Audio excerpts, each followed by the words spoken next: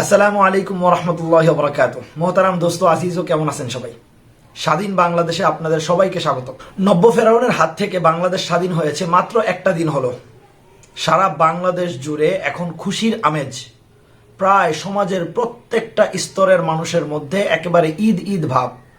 যেখানেই যার সাথে দেখা হচ্ছে সকলেই হাসি মুখে জানাচ্ছে ঈদ মোবারক। কিন্তু এরই মধ্যে সোশ্যাল মিডিয়ায় এক ধরনের লোক আমরা দেখতে পাচ্ছি যারা এই শেখ হাসিনার চলে যাওয়া নিয়ে কি আবেগ দেখাচ্ছে, কি তাদের আফসোস, কি তাদের মনোবেদনা, কি হারালাম, সোনার সন্ধানে যায়া ডায়মন্ড হারাইলাম, ইত্যাদি ইত্যাদি বইলা একেবারে দুঃখের সাগরে ভাসায় দিতেছে দেশ। এদেরকে দেখে আমার কাছে মনে হয়, আরে এরা কারা, কোত্থেকে এলো এরা? এরা কোন মুক্তি বাহিনীর সন্তান, কোন ডাকাতের পরিবারের সন্তান, আল্লাহ জানে।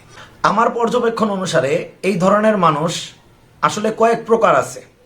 যেমন এক নাম্বার হলো প্রো কুত্তালি।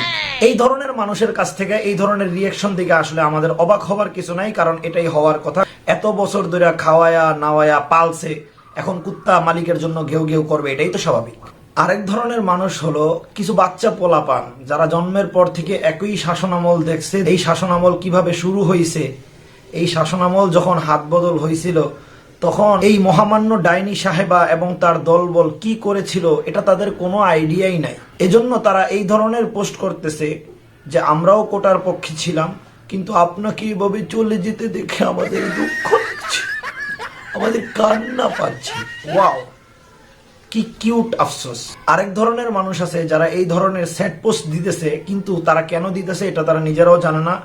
তাদের হুদায় আবেগে ঠেলে। তাদের জন্মই হয়েছে স্যাড পোস্ট দেওয়ার জন্য। যেখানেই যত কিছু স্যাড, সেখানেই তাদের একটা করে পোস্ট প্রসব করা লাগে। তো প্রথম প্রকার যারা আছে প্রকুত্তালিক, তাদের নিয়ে কোনো কথা নেই। কিন্তু যারা দ্বিতীয় এবং তৃতীয় প্রকার আছে, অর্থাৎ কোনো কারণ ছাড়াই যারা আফসোস করতেছে, অথবা যারা জন্মের পর থেকে একই শাসনামল দেখতে দেখতে একজনের প্রতি অভ্যস্ত হয়ে গেছিল, তাদের উদ্দেশ্যে আমি কয়েকটা কথা বলি। আসলে কি ভাই, যখন একটা মানুষ কান্না করতে করতে নিজের ঘর বাড়ি ছাইরা, নিজের বাবার দেশ বাবার বাড়ি ছাইরা চলে যায়, তখন সবারই একটু দেখতে আফসোস লাগে, একটু কষ্ট লাগে, আমাদেরও একটু একটু লাগে।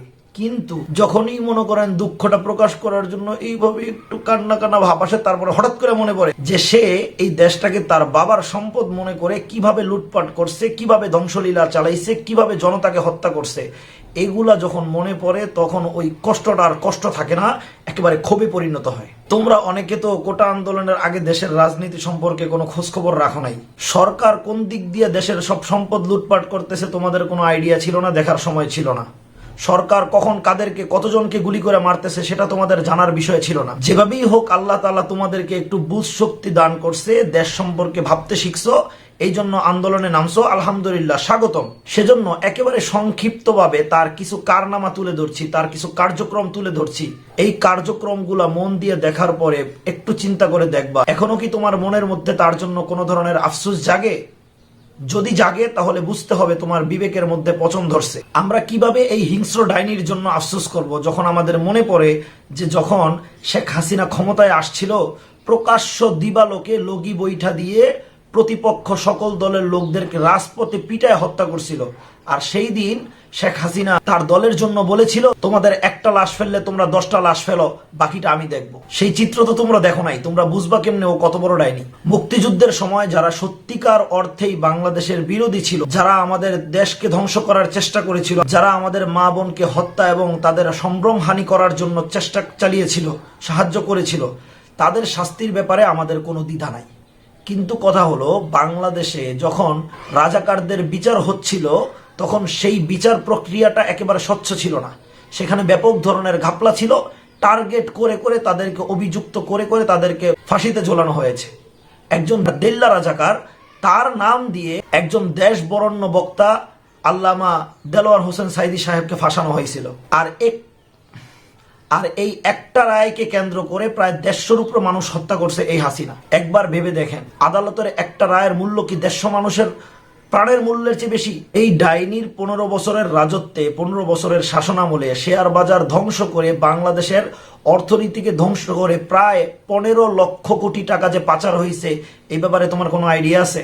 বাংলাদেশের বিখ্যাত একজন আলেম দ্বীন হযরত মুফতি আমিনী সাহেব যখন কোরআন বিরোধী নারী নীতির বিপক্ষে একটি হরতাল ঘোষণা করছিলেন, সাধারণ হরতাল।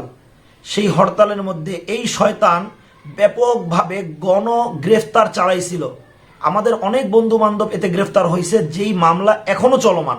এখনো তাদেরকে আদালতে যায়া হাজিরা দিতে হয়। একবার হাজিরা না দিলে দ্বিতীয়বার গ্রেফতারি পরোয়ানা চলে আসে। 2013 সালে যখন নাস্তিকদের বিপক্ষে আল্লাহর রাসূল সাল্লাল্লাহু আলাইহি ওয়াসাল্লামকে অবমাননা যারা করছে তাদের বিচার চেয়ে আমরা শাপলা চত্বরে জমা হয়েছিলাম। আমরা অবরোধ করছিলাম, আমরা লং মার্চ করছিলাম, সব করছি সরকার পতনের জন্য না। যারা আল্লাহর রাসূলের বিপক্ষে ছিল, যারা আল্লাহর রাসূলকে অবমাননা করেছে তাদের শাস্তির দাবিতে।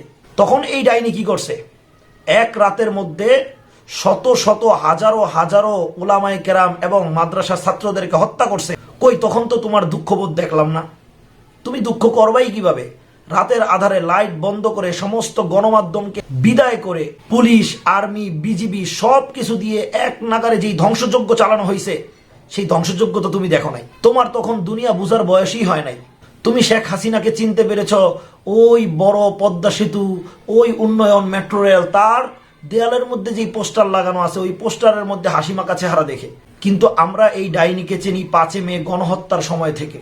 যে হত্যাকাণ্ড নিয়ে বিদেশি গণমাধ্যমগুলোতেও ব্যাপকভাবে তার সমালোচনা হয়েছে, তাকে হিটলার লেডি পর্যন্ত বলা হয়েছে। তারপরেও তার কোনো বিকার হয়নি। উল্টো সে ক্ষমা চাওয়া তো দূরের কথা, দায় স্বীকার করা তো দূরের কথা। সে বলেছিল আমরা নাকি গায়ের মধ্যে রং মেখে রাজপথে শুয়েছিলাম, আমাদের উপর কোনো গুলি চালানো হয়নি। কতগুলো বলবো? এই যে 10 টাকার পদ্মা সেতু 30 টাকা দিয়ে করলো, তোমার আমাদের সকলের উপর ঋণের বোঝা চাপায়া দিল, আমাদের থেকে ট্যাক্স নিল, আমাদের থেকে সবকিছু নিয়ে সেতু কইরা এখন আবার শুনি বিদেশ থেকে ঋণ নিছে। তাইলে আমার টাকাটা গেছে কই আর বিদেশের টাকাটা গেছে কই? এরপর আসি শিক্ষানীতিতে। কি এক নাস্তিক্যবাদী শিক্ষানীতি আমাদেরকে উপহার দেওয়া হলো। আমাদের সন্তানদের, আমাদের ভাই বোনদের লেখাপড়াকে একেবারে গোল্লায় পাঠিয়ে দেওয়া হলো। স্কুল পড়ুয়া বাচ্চাদের, অভিভাবকদের হাহাকার কি তোমার কানে যায় নাই? এগুলো শোনার পরেও এই ডাইনির জন্য কিভাবে তোমার আফসোস হয়, কিভাবে তোমার দুঃখবোধ হয়? এই কয়েক বছর আগেই ভারতের কসাই মুসলিমদের উপর গণহত্যা চালানো নরেন্দ্র মোদী আসার প্রতিবাদ করার জন্য যখন ওলামায়ে কেরাম একত্র হয়েছিলেন, তখন এই শয়তান কত নির্মমভাবে তাদের উপর আক্রমণ করছে। বাইতুল মোকাররম, আমাদের জাতীয় মসজিদের ভিতরে পর্যন্ত বোমা মারছে, মসজিদের ভিতরে ঢুকে নামাজরত মুসল্লিদেরকে পিটাইছে। তাহলে এই শয়তানের জন্য তোমার দুঃখ কিভাবে হয়? এর কিছুদিন পরেই যখন ব্যাপকভাবে একটা সিদ্ধান্ত নেওয়া হলো যে রাষ্ট্রীয় সম্পদ ব্যবহার করে তিনি তার বাবার ভাস্কর্য বানাবেন, মূর্তি দিয়ে দেশ ভরে ফেলবেন, প্রত্যেক উপজেলায় উপজেলায় তার বাবার একটা করে মূর্তি নির্মাণ করবেন। আমরা যখন প্রতিবাদ করলাম তখন কি করা হলো? ব্যাপকভাবে গুলি চালানো হলো, আমাদের ভাইদেরকে শহীদ করা হলো, আমাদের সেরেতাজ ওলামায়ে কেরামকে গণ গ্রেফতার চালানো হলো, বিনা বিচারে জেলখানায় ফেলে রাখা হলো। তুমি তো এগুলোর খোঁজই রাখো নাই, তোমার কাছে এগুলো জানার সময়ই তখন হয় নাই। যদি জানতে তাহলে কখনোই তোমার মনের মধ্যে এই ডাইনির জন্য বিন্দুমাত্র দুঃখবোধ হতো না।